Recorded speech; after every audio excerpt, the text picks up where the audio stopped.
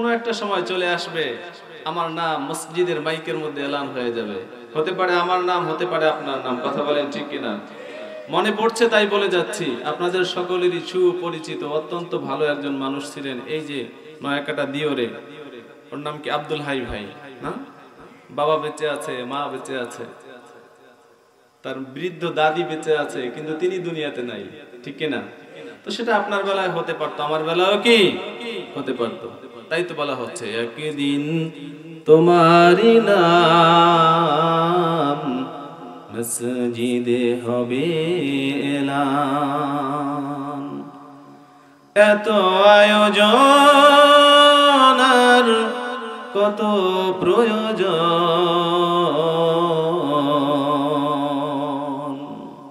আয়োজন আমাদের অনেক, প্রয়োজনও কি অনেক। সব যদি আমাকে দিয়ে দেওয়া হয় তারপরেও আমার প্রয়োজন কি হয় না, শেষ হয় না। আমার প্রয়োজন অনেক, আমার চাই, সব চাই, পৃথিবীর সব চাই আমার। কথা বলেন ঠিক কিনা? এই সব প্রয়োজন শেষ হয়ে যাবে একদিন। এত আয়োজন আর কত প্রয়োজন, এক নিমিষেই সব হবে মেলান। একদিন তোমারই নাম মসজিদে হবে এলান। তৈরি থেকো, তৈরি রেখো,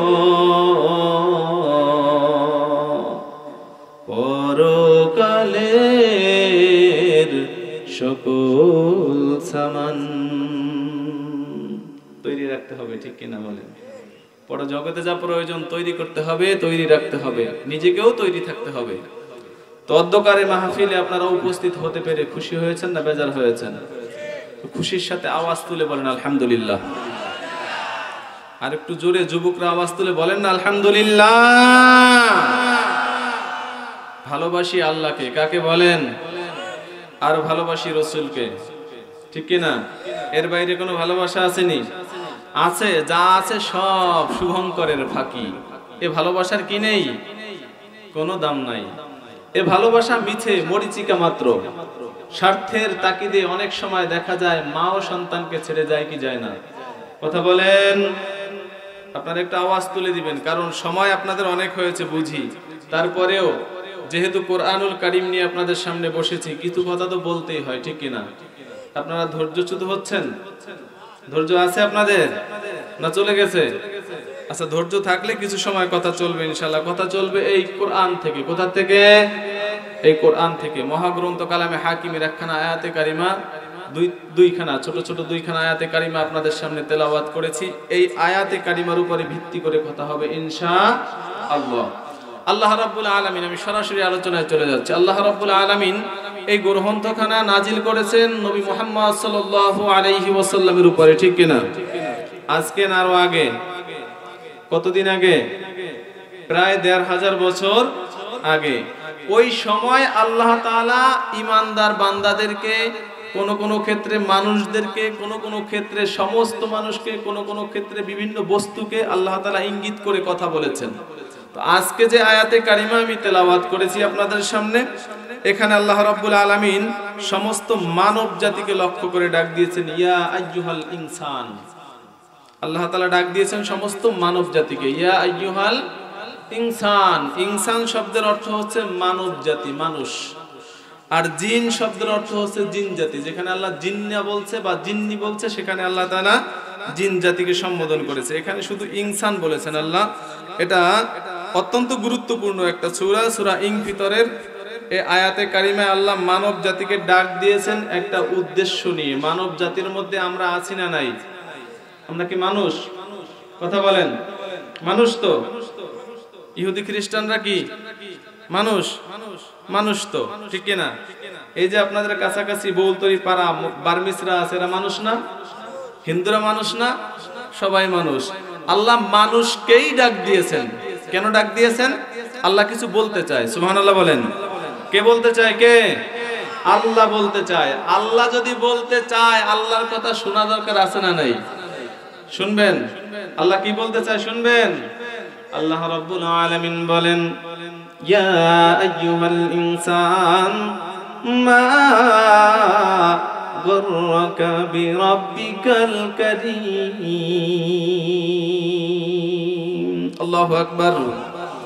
আল্লাহ তাবারাকা ওয়া তাআলা আসমান থেকে ১৫০০ বছর পূর্বে নবী মুহাম্মদুর রাসূলুল্লাহ সাল্লাল্লাহু আলাইহি ওয়াসাল্লামের মাধ্যমে দুনিয়ার মানব জাতিকে ডাক দিয়েছেন, ও দুনিয়ার মানুষেরা কান খুলে শুনে নাও, আমি আল্লাহ তাবারাকা ওয়া তাআলা তোমাদেরকে ডাক দিলাম। আল্লাহর ডাকে আমরা সাড়া দিতে রাজি আছি নি? আল্লাহর ডাকে সাড়া দিব না কার ডাকে সাড়া দিব? কথা বলেন। আল্লাহর ডাকে সাড়া দিব না কার ডাকে দিব?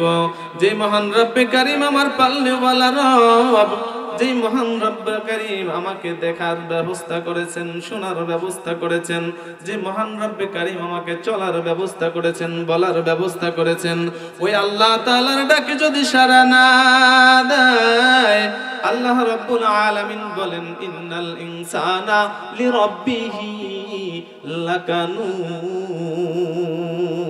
নাউজুবিল্লাহ বলেন, নাউজুবিল্লাহ। আল্লাহ রাব্বুল আলামিন বলেন, ও মানুষেরা কান খুলে শুনে নাও, আমি আল্লাহ তাবারাকা ওয়া তাআলা তোমাদেরকে বলতেছি, ইন্নাল ইনসানা নিশ্চয়ই মানুষগুলি লিরাব্বিহি লাকানুদ রবের ব্যাপারে বড়ই অকৃতজ্ঞ। জোরে বলেন ঠিক কিনা?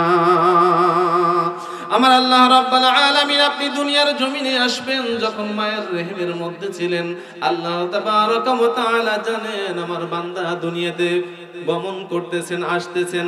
আপনি আসার পূর্বে আল্লাহ সুন্দরভাবে সকল আঞ্জাম দিয়ে রেখেছেন। জোরে বলেন সুবহানাল্লাহ। দুনিয়াতে শুধু আপনি আসবেন, এই সংবাদ শুধু আসবেন, এই সংবাদেই আল্লাহ আপনার সকল প্রয়োজন মিটিয়ে দিয়েছেন। সুবহানাল্লাহ বিহামদিহি। সুবহানাল্লাহ বলতে পারেন নাই? ওই আল্লাহ তাআলার ডাকে সাড়া দিবেন না সাড়া দিবেন কার ডাকে? বলেন। যে আল্লাহ আপনার প্রয়োজন মিটিয়েছেন, যে আল্লাহ আপনি না চাইতেই দিয়েছেন, যে আল্লাহ আপনার সকল প্রয়োজনে যা দরকার সকল প্রয়োজনের আঞ্জাম দিয়েছেন, ওই আল্লাহ তাআলার ডাকে সাড়া দেওয়ার দরকার আছে না নাই? নাকি শুধু দুনিয়ার নেতার ডাকে সাড়া দিবেন? কথা বলেন। বাঁচার জন্য দরকার আছে না নাই? বাঁচার জন্য দরকার আল্লাহর ডাকে সাড়া দেয়া। বাঁচার জন্য কার ডাকে সাড়া দিবেন? আল্লাহর ডাকে সাড়া দিতে হবে। কারণ আল্লাহ তাআলাই আপনাকে ডাক দিয়েছেন, ইয়া আইয়ুহাল ইনসান, হে লোক সকল শোনো। আমি তোমাদেরকে বলছি আল্লাহ তাআলা কি বলছেন শুনেন। আল্লাহ রাব্বুল আলামিন বলতেছেন, ইয়া আইয়ুহাল ইনসান মা গররাকা বিরাব্বিকাল কারীম। ও মানুষ, তোমাকে আমার থেকে পৃথক করলো কে? কার কথা? আমি কার কথা বললাম আপনাকে? কোন পীর সাহেবের কথা? কোন বুজুর্গের কথা? দুনিয়ার কোন কিচ্ছা কাহিনীর কথা? না না না না না, আমি ওই মহান রব পালনেওয়ালা আল্লাহ তাবারাকা ওয়া তাআলার কথা জানান দিয়েছি আপনার সামনে। আল্লাহ রাব্বুল আলামিন বলেন, হে মানুষ, তোমাকে আমার থেকে পৃথক করলো কে? করলো তো করলোটাকে? আমার পক্ষ থেকে যখন তোমাকে ডাকা হয়, আমার পক্ষ থেকে যখন তোমাকে বলা হয়, আমার পক্ষ থেকে যখন তোমাকে আযানের মাধ্যমে ডাকা হয় আমাকে সিজদা দেওয়ার জন্য, তো তুমি যে ব্যস্ততা দেখাচ্ছ, তুমি যে সময়ের গুরুত্ব দেখাচ্ছ, তুমি কাকে সময়ের গুরুত্ব দেখাচ্ছ? কাকে সময়ের গুরুত্ব বুঝাচ্ছ? যেই পালনেওয়ালা রব আমি আল্লাহ তোমাকে সময় দিয়েছি, আমি আল্লাহ, তো আমাকেই তুমি সময়ের গুরুত্ব বুঝাচ্ছ। আস্তাগফিরুল্লাহ। আল্লাহ বলছেন, আল্লাহ আফসোসের সাথে বলছেন, আক্ষেপের সাথে বলছেন, বুঝতে হবে ভাই, আমি আপনার সামনে আসছি শুধু একটা বিষয়ের কারণে, একটা বিষয়, সেটা হচ্ছে আপনি আমার ভাই। কি আপনি আমার? বলেন কি? আপনি আমার ভাই। তো আপনি যেহেতু আমার ভাই, বাঁচতে হবে আমাকে, বাঁচাতে হবে কি? আপনাকেও। আমাকেও বাঁচতে হবে, আপনাকেও বাঁচাতে হবে। তো আল্লাহ কি বলছেন, আল্লাহ কি বলতে চাচ্ছেন একটু যদি শুনে নেই, বুঝার চেষ্টা করি, তাহলে হয়তোবা এই দিলটা খুলে যাবে, মগজটা খুলে যাবে। মগজ যদি খুলে যায়, এই কথাগুলি মগজের ভিতরে যদি একবার সেট করা যায়, ঢুকে যায়, তাহলে হয়তোবা আল্লাহ তাআলা নাজাতের একটা উসিলা করতেও। কারণ কি বলেন তো, কথাগুলি কার কথা?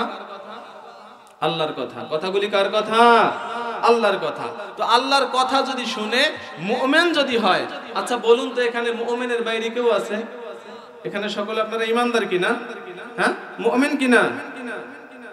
সকলে যেহেতু মুমিন, আল্লাহ দাবি করেছেন ইন্নামাল মুমিনুনাল্লাযীনা ইযা যুকিরাল্লাহু ওয়াজিলাত কুলুবুহুম ওয়া ইযা তুলিয়াত আলাইহিম আয়াতুহু যাদাতুহুম ঈমানা।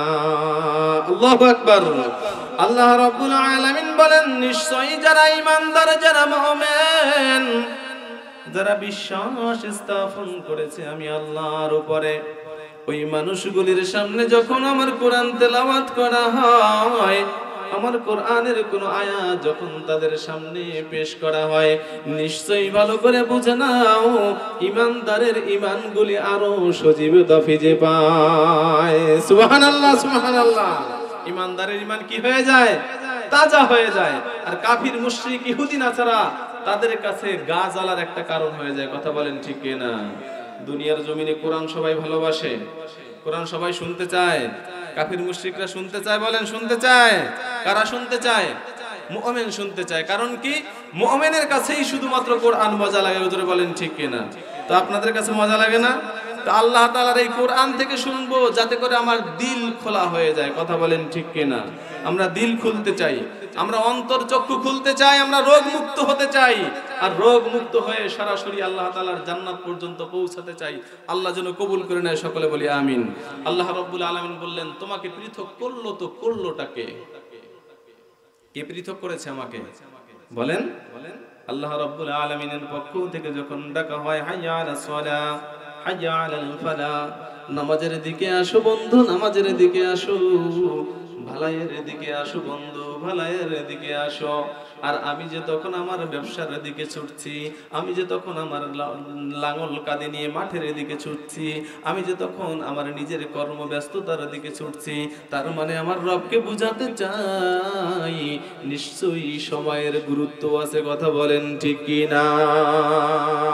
আর আমার আল্লাহ রাব্বুল আলামিন বলেন ও নিমুখারাম ইন্নাল ইনসানা লিরাব্বিহি লাকানুদ। ও মুখারাম, ও কৃতজ্ঞ, শুনে নাও, শুনে নাও, সময়টা আমি আল্লাহ তাআলার দেয়া। জোরে বলেন ঠিক কিনা? সময় কার দেয়া? জোরে বলেন। হিসাব তো দিতে হবে আপনাকে। হিসাব না দিয়ে পারবেন? আল্লাহ যেদিন কিয়ামতের কঠিন মুসিবতের দিবসে নিজ সিংহাসনে আসীন হয়ে যাবেন, নিজ সিংহাসনে আসীন হয়ে সর্বপ্রথম ময়দানের মধ্যে একটা ধমক ছেড়ে দিবেন, লিমানিল মুলকুল ইয়াউম লিল্লাহিল ওয়াহিদিল কাহ্হার। কার কথা? জোরে বলেন কার কথা? আমার আল্লাহর কথা। আল্লাহ বলেন ও ময়দানবাসীরা ভালো করে বুঝে নাও, আজকের রাজত্ব কার, আজকের অধিপত্য কার? কার? বলেন না কার? ওই দিন রাজত্ব চলবে শুধুমাত্র একজনের। জোরে বলেন কয়জনের? আওয়াজ তুলে বলেন কয়জনের? শুধুমাত্র একজনের। আল্লাহ নিজে সিংহাসনে বসবেন, সভাপতির আসনটাকে অলংকৃত করে ময়দানের মধ্যে মানুষগুলো নাফসি নাফসি বলে আওয়াজ করতে থাকবেন। আর আমার আল্লাহ তাবারাকা ওয়া তাআলা ময়দানের মধ্যে ডেকে ডেকে বলবেন মাকামে মাহমুদ তৈয়ার দোস্ত ইয়াসিন, মাকামে মাহমুদে তুমি হও গো আসীন। সুবহানাল্লাহ বলবেন না? আল্লাহ রাব্বুল আলামিন বলবেন নিজ সিংহাসনে বসে আল্লাহ তাবারাকা ওয়া তাআলা তার বন্ধু পেয়ারা হাবিব মুহাম্মদুর রাসূলুল্লাহ সাল্লাল্লাহু আলাইহি ওয়াসাল্লামের চেয়ারটা, যে চেয়ারের নাম হলো মাকামে, জোরে বলেন মাকামে মাহমুদ। এটা কার চেয়ার? এই শুনেন উল্টা পাল্টা। মাকামে মাহমুদ কার চেয়ার? নবীর চেয়ার। বাস বুঝতে পেরেছেন। মাকামে মাহমুদ হচ্ছে কার চেয়ার বলেন? নবীর চেয়ার। কোন দিনের চেয়ার? মুখস্থ করেন। এটা নবম নাকি 11তম? 11তম বার্ষিক ওয়াজ মাহফিল। আপনাকে কথা শুনলেই হবে না, শুনতেও হবে এবং কিছু কথা বুঝতেও হবে, কিছু কথা বাড়ি পর্যন্ত কি নিতেও হবে। যদি এটা না করেন তাহলে এই যে আনসার ভাই, নিসার ভাই, আব্দুল সালাম ভাই, ইউসুফ সাহেব, এই কদম আলী ব্যাপারী সাহেব যারাই আছেন, এই যে পরিশ্রম করতেছেন, এত মেহনত করতেছেন আপনাদেরকে কিছু দেওয়ার জন্য, শুধু একমাত্র কারণ মানুষ যাতে হেদায়েত পায়, মানুষ যাতে কোরআন বুঝতে পারে। যদি এই যে মেহনত করছেন, কষ্ট করছেন, মাথার ঘাম পায়ে ফেলছেন, সেই দিন আমাকে ফোন দিয়ে রমজানের মধ্যে বলতেছে, হুজুর এত ক্লান্ত লাগতেছে, মন চায় না যে এখান থেকে উঠি, তদুপরি প্রোগ্রাম যেহেতু সামনে, আমাকে তো কষ্ট করতেই হবে। আল্লাহু আকবার। এটা আসলে সকলের দ্বারা হয় না, ঠিক কিনা বলেন? এটা কি সকলের জন্য নয়? সকলের জন্য নয়, সবার দ্বারা হয় না। হয়তো ভাই এমনও জায়গা আছে, কোন কোন মানুষের কাছে গিয়ে যখন বলছে, ভাইজান আমাদের এখানে বলতলিতে মাহফিল হবে, একটু সহযোগিতা করেন, হয়তোবা সেখান থেকে 2-4 কথা শুনে চলে আসছে টাকার বিনিময়ে। কথা বলেন ঠিক? হয়তোবা টাকাও দেন নাই। আমাদের সমাজের মানুষও তো এমনই হয়। আপনি গান বাজনা, এই যে আজকে যে তামাম বাংলাদেশের মধ্যে কত জায়গায় দেখে আসলাম, গতকালকে প্রোগ্রাম করেছি বরগুনায়, ওইখান থেকে আসার পথে দেখলাম কত জায়গায় যে পহেলা বৈশাখের মেলা হচ্ছে। নাউজুবিল্লাহ, নাউজুবিল্লাহ। এই মেলা কি শুধু হিন্দুরা করছে? আপনার ধারণা কি শুধু হিন্দুর ছেলেরা করছে? তো আমাদের মুসলমানের সন্তানরা নাই? আরে আছে তো আছে, মানে তারাই করছে। কথা বলেন ঠিক কিনা? শুধু করছে না, এই যে বড় বড় বৈশাখী মেলাগুলি হচ্ছে, এই হেলায় খেলায় মেলার মধ্যে আমাদের বড় বড় নেতারা, যাদের পকেটের টাকা মাহফিলের জন্য আসেই না, মাহফিলের জন্য যাদের টাকা উঠেই না, মাহফিলের জন্য যাদের টাকা মঞ্জুরি হয় না, এদের বড় বড় বান্ডিল ওই পহেলা বৈশাখের হেলায় খেলায় মাঠের মধ্যে, জুয়াচুরির মধ্যে চলে যায়। কথা বলেন ঠিক কিনা? হয়তোবা মাহফিলগুলি হয় ঠিক, এই প্রোগ্রাম চলছে ঠিক, কোরআনের মাহফিল চলছে ঠিক, তবে ম্যাক্সিমাম টাকাটা হয়তোবা, আমার ধারণা থেকে বলছি, বাস্তব অভিজ্ঞতা থেকে বলছি, হয়তোবা বেশিরভাগ টাকাটা ঘামে ভেজা পরিশ্রমের মানুষের টাকা। কথা বলেন? হ্যাঁ, নেতাদের টাকা খুব বেশি কাজে লাগানো যায় না।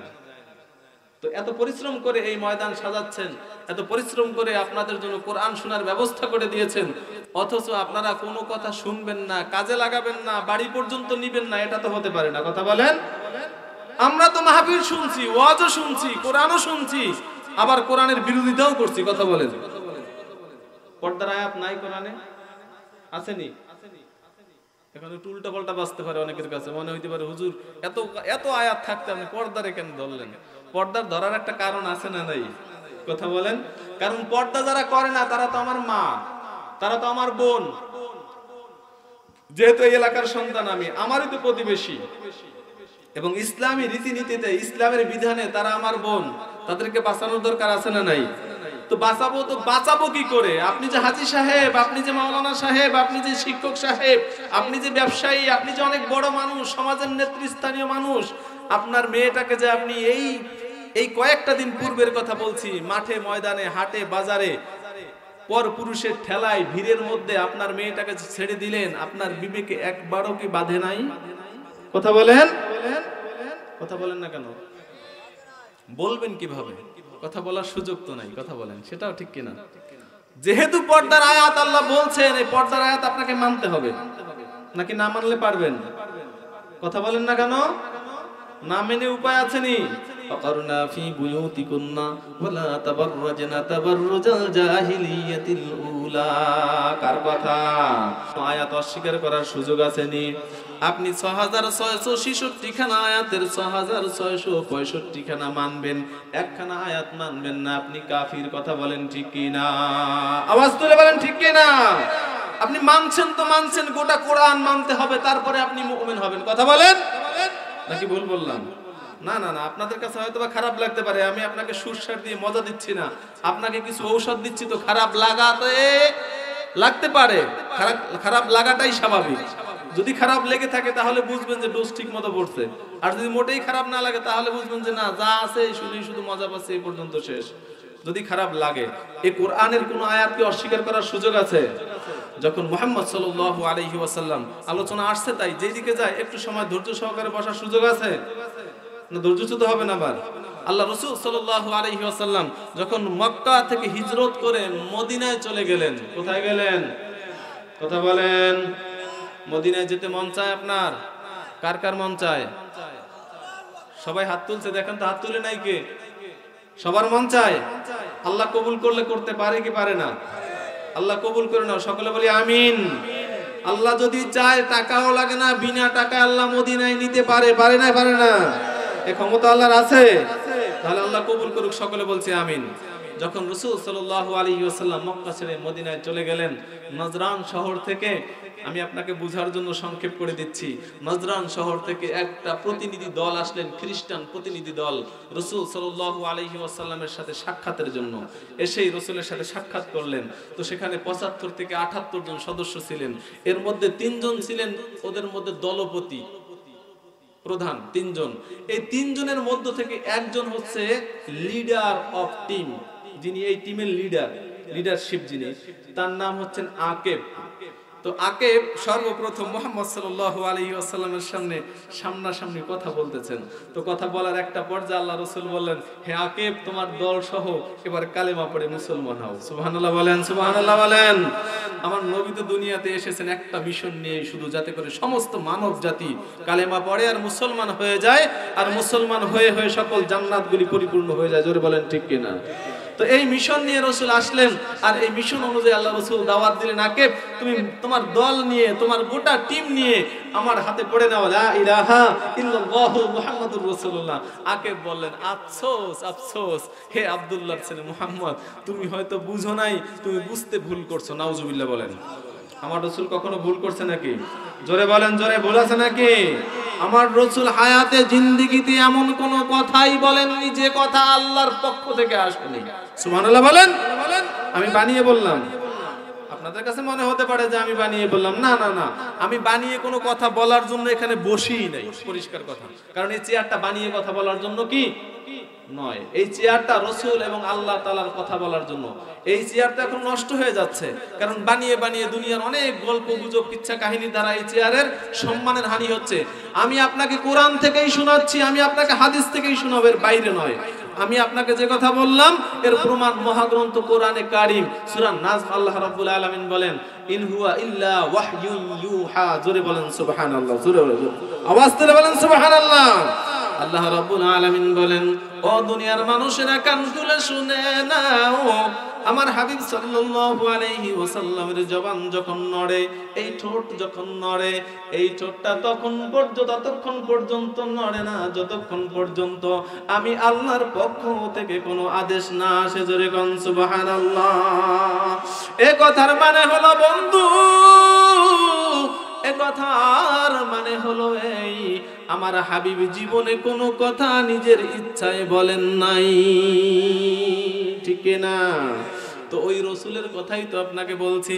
আমার রাসূল বললেন, ও আকেব, তোমার দল বল সহ পড়ে নাও কালেমা লা ইলাহা ইল্লাল্লাহু মুহাম্মাদুর রাসূলুল্লাহ।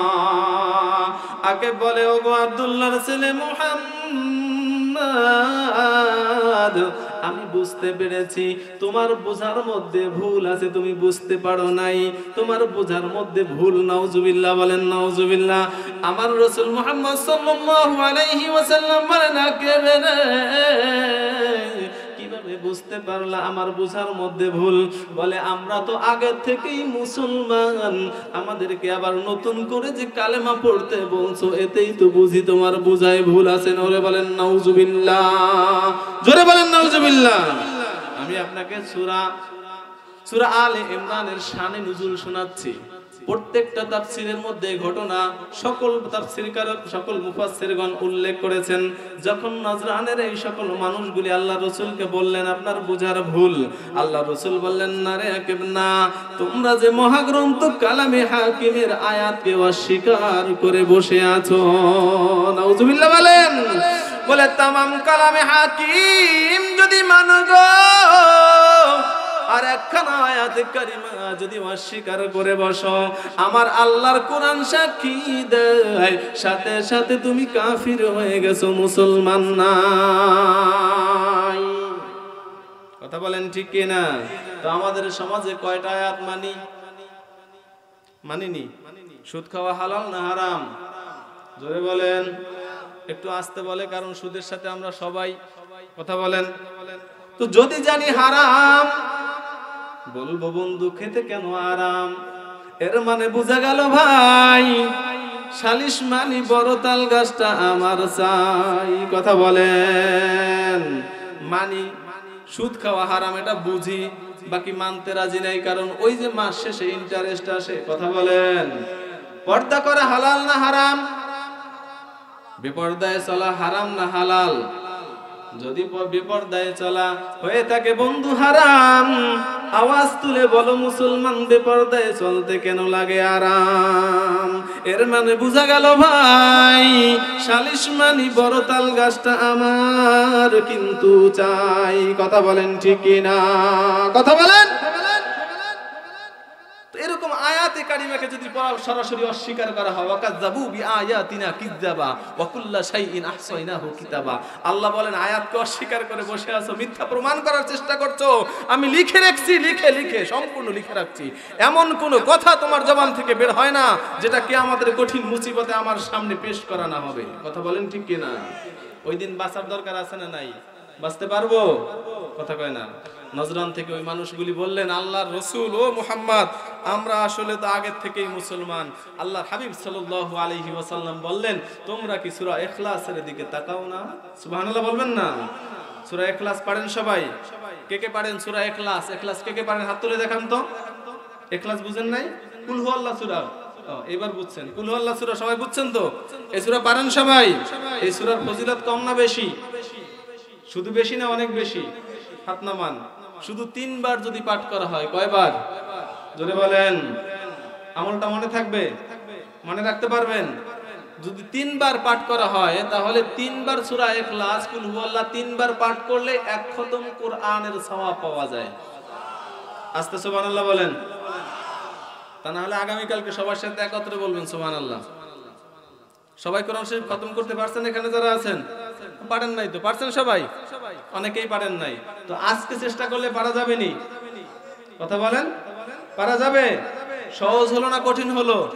তো সহজ একটা কাজ দিলাম, আপনি জোরে সুবহানাল্লাহ বলবেন না? আওয়াজ তুলে বলেন সুবহানাল্লাহ। আরে আল্লাহ আপনাকে জবান দিয়েছেই সুবহানাল্লাহ বলার জন্য, বলবেন না মানে? বলতে হবে আপনাকে। কথা বলেন। আল্লাহ বলেছেন আপনাকে জবান দিয়েছে কথা বলার জন্য। আলাম নাজআল্লাহু আইনাইন ওয়া লিসানাও ওয়া শাফাতাইন ওয়া হাদাইনাহুন নাজদাইন। জোরে বলেন সুবহানাল্লাহ। আল্লাহ রাব্বুল আলামিন বলেন, তুমি কি খেয়াল করো না? তুমি কি দেখো না? তোমার মতই তো ঠোঁট গরুও আছে। গরুর ঠোঁট নাই? এটাও বলে আস্তে করে আছে। কেউ চিন্তা করে আছে না নাই? এবার গরুর ঠোঁট নাই, ছাগলের ঠোঁট নাই। এই যে এখন আমাদেরকে আনসার ভাই অনেক ভালো খাবার খাওয়ালেন, ওই যে বড় একটা কাতাল মাছ, অনেক বড়, এই মাছের ঠোঁট নাই। এই যে মুরগির গোশত খাওয়ালেন, মুরগি জবাই করে, মুরগির ঠোঁট নাই। মুরগি কোনোদিন বলছে না আনসার মিয়া জবাই দিও না? বলছে? মাছ কোনোদিন বলছে আনসার ভাই কষ্ট পাই, ব্যথা পাই, জবাই দিও না? বলছে কোনোদিন? তো বলে নাই কেন? বলতে পারে না। আল্লাহ স্বাধীনতা দেয়নি? আল্লাহ স্বাধীনতা দিয়েছে আনসার, তুমি কথা বলো। কথা বলেন ঠিক কিনা? তো আল্লাহ স্বাধীনতা দিয়েছে আপনাকে, আব্দুর রহিম, আব্দুল করিম, আব্দুল সত্তার, কথা বলো। কথা বলার স্বাধীনতা আমি দিয়েছি। ঠোঁট তো সবার আছে, ঠোঁট থাকলেই যে কথা বলতে পারবে বিষয়টা এমন নয়। আমি ঠোঁট থাকলেই কথা বলার সুযোগ দেই না। শুধু পাখি পশুর দেখা দেখালাম, এজন্য মনে করবেন যে পশু পাখি তো এরকম হয়েই থাকে। আপনাদের সমাজে একদল মানুষ আছে, কানেও শুনে না, কথাও বলতে পারে না, আকারিকিরা কথা বলে, এরকম মানুষ আসেনি? এদেরকে কি বলেন? তো এদেরকে বোবা বলেন কেন? কথা বলেন, বোবা বলেন কেন? কেন বলেন? কেন বলেন? কথা বলতে পারে না তাই? ও কথা বলতে পারে না তাই ওকে বোবা বলছেন। তো আপনি কথা বলার স্বাধীনতা দেওয়ার পরেও, কথা বলার অধিকার দেওয়ার পরেও, কথা বলার সুযোগ করে দেওয়ার পরেও যে আপনি হক কথা, সত্য কথা বলছেন না, আপনি তো ডবল বোবা। আরে হিসাব তো দিতে হবে আল্লাহর কাছে, না দাঁড়াতে হবে না আল্লাহর কাছে? দাঁড়াতেই হবে, আপনাকে হিসাব দিতেই হবে। আল্লাহ বলেন দাঁড়াবে আমার সামনে, হিসাব আমি নিবই নিব। হিসাব তো নিব, হিসাব কষে কষে নিব, প্রত্যেকটা হিসাব কষে কষে নিব। যাররা পরিমাণ কারো উপরে জুলুমও করা হবে না, যাররা পরিমাণ কারো প্রতি স্বজন প্রীতিও কি করা হবে না। সঠিক বিচারটা সেদিন পাওয়া যাবে। কোন দিন বলেন? যেদিন ময়দানে মাহশার শুরু করেছিলাম ওইদিকে যাচ্ছি, শেষ করে আবার এইদিকে ফিরবো ইনশাআল্লাহ। যে কথা বলছিলাম, আল্লাহ রাসূল সাল্লাল্লাহু আলাইহি ওয়াসাল্লাম বললেন, হায় রে তুমি তো সূরা ইখলাসকে অস্বীকার করে বসে আছো। জোরে বলেন নাউজুবিল্লাহ। সূরা ইখলাস পড়েন আপনারা সবাই। বলছিলাম একটা আমলের কথা, এই সূরা ইখলাসের তেলাওয়াত করবেন 3 বার। কয়বার? 3 বার করে 1 খতম কোরআন শরীফ পড়বেন। মনে থাকবে ইনশাআল্লাহ। মা বোনদেরকে বলবেন তো? হ্যাঁ বলবেন যেন সূরা ইখলাস কুল হুয়াল্লাহ 3 বার তেলাওয়াত করে। 3 বার করলেই 1 খতম কোরআনের সওয়াব পাওয়া যাবে। সুবহানাল্লাহ বিহামদি। জোরে বলেন সুবহানাল্লাহ। আল্লাহ রাসূল সাল্লাল্লাহু আলাইহি ওয়াসাল্লাম বললেন, ওকে ভালো করে বুঝে নাও, তুমি যে লম্বা চওড়া দাবি করে বসে আছো মুসলমান, এরকম মুসলমান দাবি করনে বলা আমাদের সমাজেও আছে না নাই? নামাজের মধ্যে নাই, রোজার কালে নাই, হজের কালে নাই, যাকাতের বেলায় নাই, তাসবির কালে নাই, মাহফিলের বেলায় নাই, ঈদের বেলায় নাই, তাহাজ্জুদের বেলায় নাই, জানাজার বেলায় নাই, কোন বেলায় তাদের খবর নাই। লম্বা চওড়া দাবি করে বলে আমি খাঁটি মুসলমান, তাই কথা বলেন ঠিক কিনা? আছে না নাই? আচারে বৌদ্ধ, বিচারে হিন্দু, স্বভাবে খ্রিস্টান, লম্বা চওড়া দাবি করে খাঁটি মুসলমান। আসেনি? কথা বলেন। আল্লাহ রাসূল সাল্লাল্লাহু আলাইহি ওয়াসাল্লাম বললেন, আকাব, তুমি যে লম্বা চওড়া দাবি করে বসে আছো খাঁটি মুসলমান, আরে আকাব না না, আমার আল্লাহর মহাগ্রন্থ কালামের একখানা আয়াতকে অস্বীকার করে তোমরা অটোমেটিক কাফের হয়ে গেছো। জোরে কান নাউজুবিল্লাহ। তো একটা আয়াত অস্বীকার করার কারণে খ্রিস্টানরা যদি কাফির হয়, ও বলতলির মুসলমান, ও সারা বাংলার মুসলিম, তোমাদের কাছে প্রশ্ন ছুটে যায়, একটা আয়াতকে অস্বীকার করার কারণে খ্রিস্টানরা যদি কাফের হয়, তাহলে আমরা যে প্রতিনিয়ত হাজার হাজার আয়াতকে অস্বীকার করে বসে আছি, কোন লজ্জা নিয়ে আল্লাহর সামনে দাঁড়াবো? জোরে বলেন ঠিক কিনা? বলতলির মুসলমানের কাছে বলতে চাই, আজকে একটা আয়াতের আমল করার চেষ্টা করব, করা যাবে? সবগুলি পারবেন কিনা জানি না, একটা তো বলে যাই। সেই একটা আয়াত, সেটা হচ্ছেন ওয়াকারনা ফি বুয়ুতিকুন্না ওয়ালা তাবাররাজনা তাবাররুজাল জাহিলিয়াতিল উলা। কার কথা? কার হুকুম? কার হুকুম? আল্লাহর হুকুম।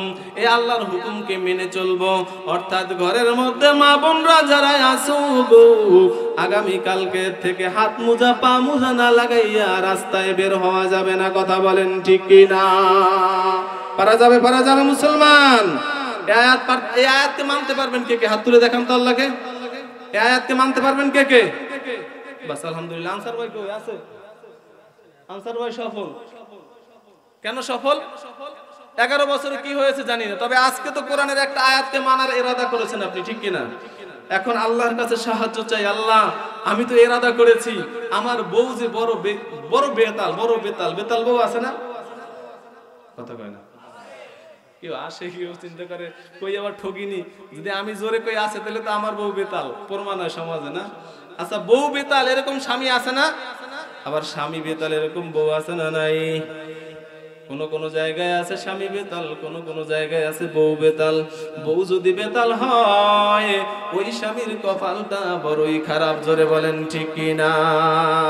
আবার স্বামী যদি বেতাল হয়, ওই মায়ের ভাগ্যটাও বড় খারাপ। জোরে বলেন ঠিক কিনা? প্রথম কথা হচ্ছে আমরা ভালো স্বামী হয়ে যাব। পারা যাবে? ভালো স্বামী হতে পারবেন? ভালো স্বামী হয়ে যাব। কেমন ভালো স্বামী হব? আম্মা জান আয়েশাকে আয়েশা কিছু সাহাবীরা জিজ্ঞাসা করলেন, কিছু মা বোনরা জিজ্ঞাসা করলেন, ও আয়েশা বলো না, আয়েশার সাথে যাদের বান্ধবী বন্ধুত্ব সম্পর্ক ছিল, আয়েশা বললেন, আয়েশা বলো না, মুহাম্মদ সাল্লাল্লাহু আলাইহি ওয়াসাল্লামের চরিত্র কেমন? জোরে কন্যা সুবহানাল্লাহ। আমার নবীর চরিত্র কেমন বলেন তো একটু? বলেন না কেমন আমার নবীর চরিত্র? আরে আপনাদের কাছে যদি নির্বাচন আসে না, এই যে নির্বাচন চলে গেল, আবার এক লিডার বক্তৃতা দিয়ে গেল, এখন নির্বাচন সামনে, এই সময় দেখবেন আপনাদের কাছে বলা লাগবে না, শুধু বলবো আমার শামীম ভাইয়ের চরিত্র, অটোমেটিক আপনারা সবাই বলবেন ফুলের মতো পবিত্র। কথা কয় না? তো আপনি তো মিথ্যা স্লোগান দিলেন। এই পৃথিবীর জমিনে কোন মানুষের চরিত্র ফুলের মতো পবিত্র হতে পারে না। কোরআন বলে। জোরে বলেন ঠিক কিনা? কারণ কোরআন বলছে ইন্নাল ইনসানা লাফি খুসর, সকল মানুষই ভুলের মধ্যে আছে, সকল মানুষই গুনাহগার। তো আপনি কালে ফুলের মতো পবিত্র বলছেন? কথা বলেন। তো আল্লাহ দ্রোহিতা করে আপনি জান্নাতের আশা করেন? আপনি হাসিবুতুম আন তাদখুলুল জান্নাত, জান্নাত আল্লাহ তো সহজে দিবেন আপনাকে, দিবে না। আপনার কাছে খারাপ লাগতে পারে আমার কথাগুলি, হয়তো আপনার মনোভূত না হতে পারে, আপনার কাছে মনোভূত না হতে পারে, আপনার কাছে খারাপ লাগতে পারে, বাট এটাই সত্য। এই মহান কোরআন বলেন, আল্লাহর কোরআন বলে আপা হাসিবুতুম আন তাদখুলুল জান্নাহ, জান্নাহ এমনিতে আল্লাহ দিবেই না, এটাই ঠিক। আপনি মিথ্যা স্লোগান দিচ্ছেন যে ময়দানের মধ্যে আমার ভাইয়ের চরিত্র ফুলের মতো পবিত্র। না না না, শুধুমাত্র একজন ব্যক্তির চরিত্র আছে ফুলের চেয়েও পবিত্র। জোরে বলেন সুবহানাল্লাহ, আওয়াজ তুলে বলেন সুবহানাল্লাহ। সেই নেতাই আমার আদর্শ। কথা বলেন, আমার আদর্শ কে? সেই নেতা আমার আদর্শ। দুনিয়ার খুঁটিনাটি নেতা আমার আদর্শ হতে পারে না, হতে পারে না, এটাই বাস্তব। একজন মুমিনের কাছে আদর্শ হবে মানে আদর্শ মুহাম্মদ সাল্লাল্লাহু আলাইহি ওয়াসাল্লাম। জোরে বলেন। আপনি মানছেন না কেন? মানছেন না মানে আপনি কিয়ামতে রাসূলের সুপারিশ পাবেন না। এটাই সত্য, এটাই সত্য, এটাই কোরআন, এটাই হাদিস। আপনি মানছেন না তো কিয়ামতের আদালতে আপনার জন্য শাফাআত নয়। যদি আল্লাহ রাসূলকে মেনে যান, তাকেই যদি উত্তম আদর্শ মেনে নেন, আর তাকেই যদি বলেন যে আমি মুহাম্মদ সাল্লাল্লাহু আলাইহি ওয়াসাল্লামের আদর্শের সৈনিক, তাহলে আমি বলছি বন্ধু বলতলির মুসলমান, আপনি সৌভাগ্যশীল।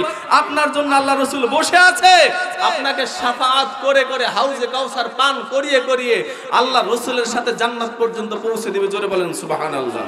তো এখন আপনাকে সিদ্ধান্ত নিতে হবে, আপনি আদর্শ কাকে মানবেন? জোরে বলেন, আওয়াজ হয়নি, আওয়াজ তুলে বলেন কাকে মানবেন? আদর্শ হবে একজন, তিনি কে? মুহাম্মদ সাল্লাল্লাহু আলাইহি ওয়াসাল্লাম, যার চরিত্রে কোনো কি নাই। জোরে বলেন, জোরে বলেন, যার চরিত্রের মধ্যে কোনো ভেজাল নাই। আল্লাহ বলেন, আল্লাহ তাআলা জানান দিতেছেন, হ্যাঁ, আসমান থেকে আল্লাহ বলছেন যে এই চরিত্রটা হচ্ছে খুলুকিন আযীম। জোরে বলেন সুবহানাল্লাহ। রাসূলের চরিত্র কি? সর্বোচ্চ চরিত্র, সর্বোচ্চ। আম্মা জান আয়েশা বলেন, ওরে বান্ধবীরা কান খুলে শুনে নাও, তোমরা কি মহাগ্রন্থ কোরআনে হাকিম তেলাওয়াত করো না? জোরে বলেন সুবহানাল্লাহ। বলে করি তো, তেলাওয়াত তো করি, ও আমরাও তো করি, করি না? আমরাও পড়ি আলহামদুলিল্লাহি রাব্বিল আলামিন আররহমানির মালিক ইয়াউমিদ্দিন ইয়্যাকা না'বুদু ওয়া ইয়্যাকা নাস্তাঈন ইহদিনাস সিরাতাল মুস্তাকিম সিরাতাল যাল্লিন আমিন। এটা চলছে না? এই যে তারাবির সময় এরকমই তো চলে প্রায় জায়গায়। তো এরকম চললে আপনি কি পড়লেন আর কি বুঝলেন? আপনি রবের সাথে কথা বলেন, এরকম কথা বলে নাকি মানুষ রবের সাথে? এইরকম তেলাওয়াত তো অনেকেই করে, কি বলছে কি পড়ছে কিছুই বুঝে না, শুধু বুঝে যে তেলাওয়াত করছি, বাকি এর হাকিকত সে মজা কোনোদিন কি পাবে না। পাবে নাকি? তো এখানে আম্মা জান আয়েশা বললেন, কোরআন কি পড়ো না? বলে পড়ি তো। যদি কোরআন পড়ো তাহলে কোরআনই হচ্ছে আমার রাসূলের চরিত্র। জোরে বলেন সুবহানাল্লাহ। তো আজকের থেকে রাসূলের চরিত্রে চরিত্রবান হব। আপনার স্ত্রী যেন বলে আমার স্বামীটা ভালো, এই কথা বলাতে পারবেন? কেমনে পারবেন? মাইর দিয়া? তাইলে কি কইরা? ভালোবাসা? শুধু ভালোবাসা না, ভালোবাসা প্লাস শাসন, দুইটাই দিতে হবে। যদি শুধু ভালোবাসেন তাহলে বলবে কবজি ছাড়া বোতরা নিয়ে আসো আমার জন্য, ওই ভালোবাসার খাতিরে। ভালোবাসার পাশাপাশি যদি শাসন থাকে তাহলে বলবেন ভালোবাসি তোমাকে বটে, ভালোবাসার পাশাপাশি শাসন হচ্ছে এটার মধ্যে হাত মোজা পড়াও। কথা বলেন ঠিক কিনা? পারা যাবে, পারা যাবে মুসলমান। আজকে মা বোনদেরকে গিয়ে বলবেন তোমার জন্য আমি জাহান্নামে যেতে পারবো না। কে কে বলতে পারবেন? এটা হাত তুলে দেখান তো। এটা কে কে বলতে পারবেন? আপনার কথা তিতা লাগবে আমার মায়ের কাছে, আমি জানি তিতা লাগবে, তিতা। আরে তুই তো বিয়েই করছ না, হাত তুললে কোন লাভ আছে? বিয়ে করার পরে বলিস, কথা কয় না। যারা বিয়ে করছেন তারা হাত তুলেন না, যারা বিয়ে করছেন তারা হাত তুলে বলেন যে পারবো কথা বলতে। বউকে গিয়ে বলবেন তোমার জন্য আমি জাহান্নামে যেতে পারবো না। আরে তোমার জন্য কষ্ট করছি তো করছি, দেখো না কত পরিশ্রম করছি, সারা দিন রোদ্রের মধ্যে পড়ে।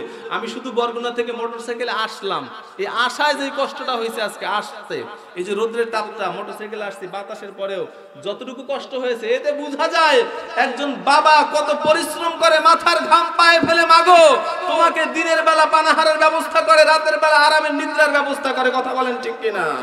তো মা, তুমি তোমার স্বামীর কথা শুনবা না মানে তুমি কার কথা শুনবা? কথা বলেন। যে মা আপনার কথা শুনবে না, কশিন কালেও জান্নাতের সুগ্রাণ সে পাবে না। নাউজুবিল্লাহি মিন যালিক।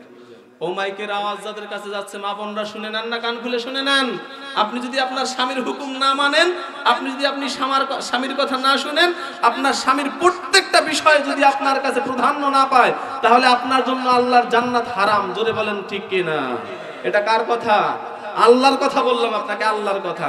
কাজেই আপনারা একটু স্বামীদের কথা শুনেন। আজকে গিয়ে যেই কথা বলবে আপনারা গিয়ে বলবেন এই কথাই, যে দেখো দিনের বেলা অনেক কষ্ট করি, রোদ্রের মধ্যে মাথার ঘাম পায়ে ফেলে তোমার খাবারের ব্যবস্থা করি, তোমাকে লেহেঙ্গা কিনে দেই, তোমাকে এই কি ন্যায়রা ড্রেস কিনে দেই, তোমাকে পাখি শাড়ি কিনে দেই, তোমাকে এই যে পাকিজার ভালো শাড়ি কিনে দেই, ঠান্ডা ব্লাউজ পিস কিনে দেই, তোমার জন্য আরামদায়ক শু কিনে দেই। কারণ কি জানো? তুমি যাতে ভালো থাকতে পারো। তো তুমি ভালো থাকতে পারো মানে এটা নয় আমার টাকার সাজসজ্জা দিয়ে অন্য পুরুষকে দেখিয়ে বেড়াবা আর তোমার জন্য আমি জাহান্নামে যাব, এটা তো হতে পারে না। কথা বলেন ঠিক কিনা? আমার টাকা দিয়ে আমি জাহান্নাম কিনবো নাকি? আরে আমার টাকা দিয়ে আমি জাহান্নাম কিনবো মানে? আপনারা আওয়াজ তুলে বলেন একটু ভালো করে, আপনার টাকা দিয়ে আপনি জাহান্নাম কিনবেন এরকম মানুষ কি কি আছেন? হাত তুলে দেখান না একটু। ওই একজন আছে শুধুমাত্র। আবার তার দিকে নিয়ে আপনারা মজা করেন না, ভুলে বেখেয়ালে তুলছে। আপনার টাকা দিয়ে আপনি জাহান্নাম কিনবেন? কিনবেন। তো জাহান্নাম যদি না কিনতে চান, মাকে আজকে গিয়ে বুঝান। জাহান্নাম যদি না কিনতে চান, আজকে গিয়ে বোনকে বুঝান। জাহান্নাম যদি না কিনতে চান, আজকে মেয়েকে গিয়ে বুঝান, ও মা তোর জন্য অনেক কষ্ট করেছি, অনেক পরিশ্রম করেছি, আরে ঈদের বেলা তো নিজের জন্য কিছুই নেই নাই, দেখো না ছিঁড়া স্যান্ডেলটা পায়ে পড়ে আছি, বুঝো না তুমি আমি ছিঁড়া লুঙ্গিটা পড়ে আছি, তুমি কি খেয়াল করো না আমার এই জামাটার মধ্যে তিলা পড়ে আছে? কিন্তু আমার জন্য তো কিনি নাই, আমি তো তোমার জন্যই কিনেছি, তোমার আরাম আয়েশের ব্যবস্থা করে দিয়েছি, তোমার সৌন্দর্যের ব্যবস্থা করে দিয়েছি। তার মানে এটা নয় যে আমার টাকা দিয়ে সৌন্দর্য কেনা, এই সৌন্দর্য তুমি পরপুরুষকে দেখাবা আর কিয়ামতের আদালতে আমারই গলার মধ্যে জাহান্নামের জিঞ্জির পরিয়ে আমাকে জাহান্নামে নিক্ষেপ করবে। এটা হতে পারবে না, আমার পরিবারে হতে পারবে না। পারবেন কথা বলতে? বুক ফুলিয়ে কথা বলতে পারবেন আপনি? যদি পারেন তো আপনি বাবা, যদি পারেন তো আপনি স্বামী, যদি আপনি পারেন তাহলে আপনি ভাই, আর যদি আপনি না পারেন তাহলে আপনি কাপুরুষ, আপনি কাপুরুষ, আপনি কাপুরুষ। জাহান্নাম আপনার জন্য অপেক্ষা করছে। জোরে বলেন নাউজুবিল্লাহ। বাস কথা পরিষ্কার। তো যে কথা বলছিলাম, আল্লাহ রাসূল সাল্লাল্লাহু আলাইহি, মনে আছে না ভুলে গেছেন? এই আয়াতকে মানবেন তো? হ্যাঁ, এই পর্দার আয়াত মানবেন? অনেকের কাছে খারাপ লাগতেছে আমি বুঝি, খারাপ লাগলেও সত্যি, খারাপ লাগলেও কি আমি তো আপনাকে খুব মজার খোরাক দিচ্ছি না, আমি আপনাকে ঔষধ দিচ্ছি। কারণ আল্লাহ বলছে কোরআন ঔষধ, আল্লাহ বলছে কোরআন কি ঔষধ। আল্লাহ বলছেন ইয়া আইয়ুহান নাস ক্বাদ জাআতকুম মাউইযা মির রাব্বিকুম ওয়া শিফাউল লিমা ফিস সুদুর। ও মানুষ, এই কোরআন নাজিল করেছি আমি আল্লাহ দিয়েছি কি জন্য জানো? এটা এজন্য দিয়েছি যাতে এটা তোমাকে রোগ মুক্ত করে দিতে পারে। সুবহানাল্লাহ বলেন সুবহানাল্লাহ। এই কোরআন তোমাকে রোগ মুক্ত করে দিবে। যত রকমের রোগ আছে, আত্মিক রোগ, শারীরিক রোগ, সকল রোগ থেকে শেফা দিতে পারে। সকল রোগ থেকে, সামাজিক রোগ, পারিবারিক রোগ, আন্তর্জাতিক রোগ, রাষ্ট্রীয় রোগ, সকল রোগ থেকে শেফা দিতে পারে কে? এই কোরআন। মনে থাকবে তো ইনশাআল্লাহ? তো আল্লাহ রাসূল সাল্লাল্লাহু আলাইহি ওয়াসাল্লাম কি বললেন মনে আছে? বলছে হে আকিব, তুমি তো কোরআনের আয়াতকে অস্বীকার করে বসে আছো। আকিব বললেন অস্বীকার করে বসে আছি মানে কি? আল্লাহ রাসূল সাল্লাল্লাহু আলাইহি ওয়াসাল্লাম বললেন কুল হুয়াল্লাহু আহাদ আল্লাহুস সামাদ লাম ইয়ালিদ ওয়া লাম ইউলাদ ওয়া লাম ইয়াকুল লাহু কুফুয়ান আহাদ। এই আয়াতের মধ্যে একখানা আয়াত রয়েছে লাম ইয়ালিদ ওয়া লাম ইউলাদ, আল্লাহ জন্ম দেন নাই, আল্লাহ জন্ম নেন নাই। জোরে বলেন সুবহানাল্লাহ। আল্লাহর বাবা আছেনি? মা আছে? ছেলে মেয়ে আছে? স্ত্রী পুত্র আছে? না না না, আল্লাহ বললেন লাম ইয়ালিদ ওয়া লাম ইউলাদ, জন্ম আমি নেই নাই, জন্ম আমি দেই নাই। কিন্তু तमाम খ্রিস্টানদের একটা দাবি গো, ওদের দাবি হলো আল্লাহ তাআলার ছেলের নাম ঈসা। জোরে কোন নাউজুবিল্লাহ। আওয়াজ তুলে বলেন নাউজুবিল্লাহ। জোরে নাউজুবিল্লাহ বলতে পারেন না? আরো জোরে পারেন না? কেন নাউজুবিল্লাহ বলবেন? ঈসাকে তারা কি বলে? আল্লাহ তাআলার। এই উঠছে নাকি একজন? জরুরত থাকতে পারে, যদি খারাপ লাগে বলবেন, ছেড়ে দিব অল্প সময়ের মধ্যে শেষ। উঠেন নাই? মাশাআল্লাহ, চলবে চলবে ইনশাআল্লাহ। তো আল্লাহ রাব্বুল আলামিন বললেন জন্ম দিয়েও নাই, জন্ম নেইও নাই। হায় রে, মানুষ তো বুঝে না, আল্লাহ তো হলেন তিনি, রব তো হলেন তিনি, যিনি নাই থেকে তৈরি করতে পারে। জোরে বলেন সুবহানাল্লাহ। কিসের থেকে? নাই, যেখানে কিছু নাই সেখানে তৈরি করতে পারে। সেটার নাম কি? লোহা আছে, লোহা দিয়ে ভাঁজ টাস করে আপনি আলমিরা তৈরি করলেন, এটার নাম রব না। আছে পদার্থ, আছে বস্তুর থেকে করার নাম কি না? রব না। নাই বস্তুর থেকে যিনি পয়দা করতে পারে তাকে কি বলা হয়? জোরে বলেন না, আপনারা জোরে কথা বলতে পারেন না। বলতলির মানুষ জোরে কথাই বলতে পারে না। পারে? পারে শুধু একটা সময়, স্লোগানের সময় জোরে স্লোগান দিয়ে গলা ফাটাইতে পারে, বাকি আল্লাহর বেলায় পারে জোরে কথা বলতে পারে?